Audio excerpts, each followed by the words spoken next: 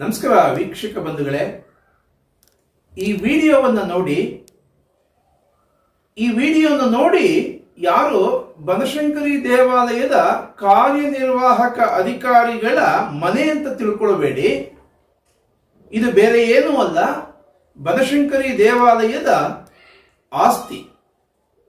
ಎಂತ ಆಸ್ತಿ ಅಂದ್ರೆ ಕದ್ರನಹಳ್ಳಿ ಕ್ರಾಸ್ನಲ್ಲಿ ಸುಮಾರು 2.5 ಎಕರೆ ಜಾಗವನ್ನ ಬನಶಂಕರಿ ದೇವಾಲಯದ ಕೆಲವು ಅಧಿಕಾರಿಗಳು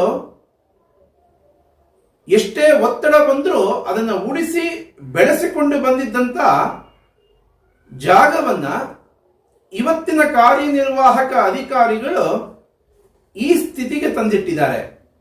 ನಮ್ಮ ಪ್ರಶ್ನೆ ಇಷ್ಟೇ, ಒಬ್ಬ ಕಾರ್ಯನಿರ್ವಾಹಕ ಅಧಿಕಾರಿ ಅಂದಮೇಲೆ ಆಸ್ತಿಯನ್ನು ಉಳಿಸಿಕೊಳ್ಳುವಂತ ಕೆಲಸ ಮಾಡಬೇಕು, ದೇವಾಲಯದಲ್ಲಿ ಆಗುವಂತ ಅವ್ಯವಸ್ಥೆಗಳನ್ನ ತಿದ್ದಿ ತೀಡುವಂತ ಕೆಲಸ ಮಾಡಬೇಕು, ಏನೇ ಸವಾಲುಗಳು ಬಂದರೂ ಅದನ್ನ ಪರಿಹಾರ ಮಾಡುವಂತ ಶಕ್ತಿಯನ್ನ ಪಡಿಬೇಕು.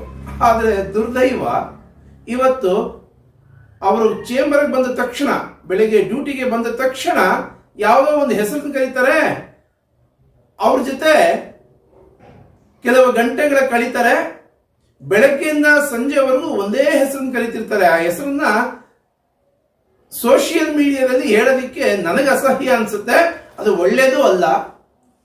ಇನ್ನೇನು ನಿವೃತ್ತಿ ಆಗುವಂತ ಸ್ಥಿತಿ ಬಂದಿದೆ, ಇವತ್ತಿಗೂ ಕೂಡ ಇಂಥ ಅಸಹ್ಯವಾದ ಕೆಲಸ ಮಾಡ್ತಿದ್ದಾರೆ. ಇಲ್ಲಿ ದೇವಾಲಯದ ಆಸ್ತಿಯಲ್ಲಿ ಇಷ್ಟೆಲ್ಲ ಗಲೀಜು ಹಾಕೊಂಡು, ಇಷ್ಟೆಲ್ಲ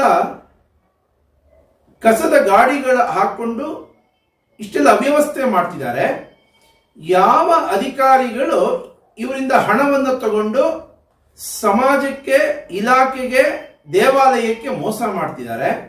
ಮತ್ತೆ ಕೇಂದ್ರ ಕಚೇರಿಯಲ್ಲಿರುವಂತ ಕೆಲವು ಕದೀಮ ಅಧಿಕಾರಿಗಳು ಜೇಬನ್ನು ತುಂಬಿಸ್ಕೊಳ್ಳುವಂತ ಕೆಲಸ ಮಾಡ್ತಿದ್ದಾರೆ.